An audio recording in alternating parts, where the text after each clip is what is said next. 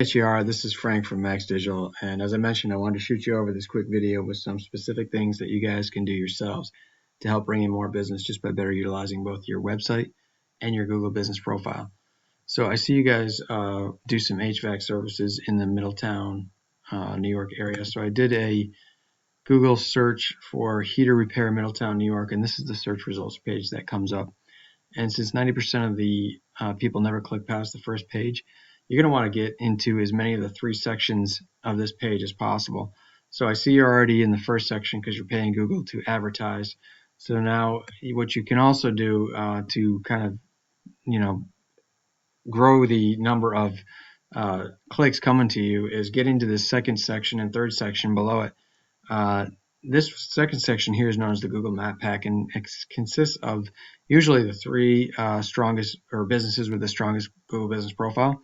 In this case, we do have a sponsored advertiser getting into this section, but generally these other 3 here are based on the strength of their Google Business Profile as well as the number of times that these guys are mentioned online throughout the internet. So that is one of the factors that plays into how you get in here is how often you are found online or mentioned online. Google web crawlers will be looking for that. So what companies do is they list their businesses in online directories, and so you want to be listed in more online directories than these competitors are listed in. And there's thousands of directories out there like Yelp.com, Angie's List, just to name a few, and many of them are free to join. It just takes time to go out to each site and enter your name, address, and phone number exactly the same way you guys have it set up here in the Google Business Profile so that it doesn't confuse Google, and they see you all your listings as belonging to one company, and you begin to outnumber those competitors that are in the map pack. But then the second thing that you need to do is make sure that you're keeping this profile active, and you do that by continuing to get customer reviews, continue to upload new photos to the site. You ultimately want to have more reviews and photos uploaded to the profile than your competitors have. You also want to utilize the 750 character space that they give you to describe your business. And within that description, you want it to include some local buyer intent keyword phrases. And I'll talk about that in just a second. The last thing you can do to keep it active is there's a section that allows you to do some periodic posting to the profile. And some of your competitors may be doing that. That's kind of like social media posts that go right to the profile. So that's what you got to do to get into the map pack. 30 to 40% of the traffic is going to go to this section, so it's important to be in it if you are looking to grow.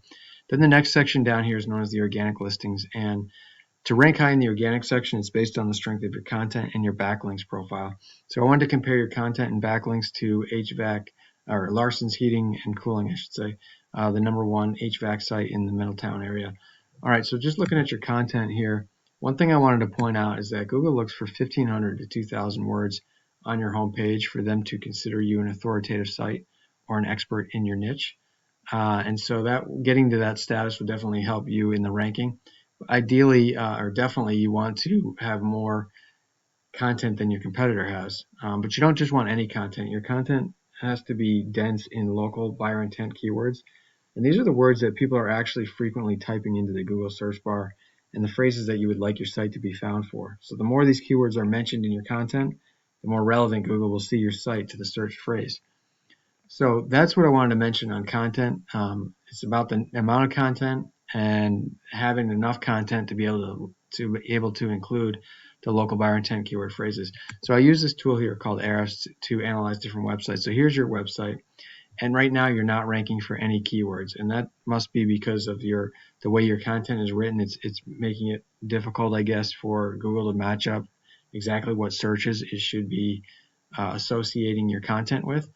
And so I just wanted to, for comparison purposes, just have you look at Larson's Heating.com, the competitor there that I mentioned earlier.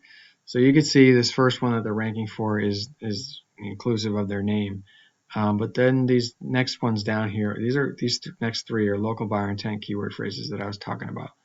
And you can see that they are searched for 50, 80, and 40 times each per month. And so that's obviously some traffic that if you were ranking on page 1, you'd be able to participate in that. And if you were ranking twice on page 1, well, you probably are participating in it because you're doing some advertising, and so you're getting some of But if you were in the map pack and if you were also in the organic section, you could kind of be tripling the benefit that you're getting by being by showing up for these keyword phrases. So, and this is just Middletown. I mean, there's I could scroll down and there's probably even more from Middletown, but yeah, see furnace service Middletown. Well, that happens to be Delaware, I guess, but AC Repair Middletown. So there's a number of keyword phrases that are ranking for Middletown, and then there's obviously other services that you guys provide that and other locations that you provided in that you could also do the same analysis for to see what kind of search volume that you're potentially missing out on. So that's content in a nutshell. And the last thing I wanted to mention is backlinks. And so backlinks are just links from other websites over to your website. And they give legitimacy to your site in Google's eyes and therefore provide power in the ranking. And that's because they act as an endorsement of your site. And so Google sees that other sites are linked to you. That makes it seem as though your content is more valuable. And so therefore it ranks it higher. And so Google's a popularity contest. You want to have more backlinks than your competitor has, and it's not just about quantity; it's also about quality in this case. So you could be linked to spammy sites or sites that are not relevant to what your content is, or you could be linked to more authoritative sites and trusted sites that are sites that Google already trusts, and those would be the ones that are showing as having a high DR score. The DR score is your trust score with Google, and so that is dependent on what kind of site you're linked to. And so you can see right now you don't have any backlinks, and that's part of what's driving why you don't have any traffic coming to your site.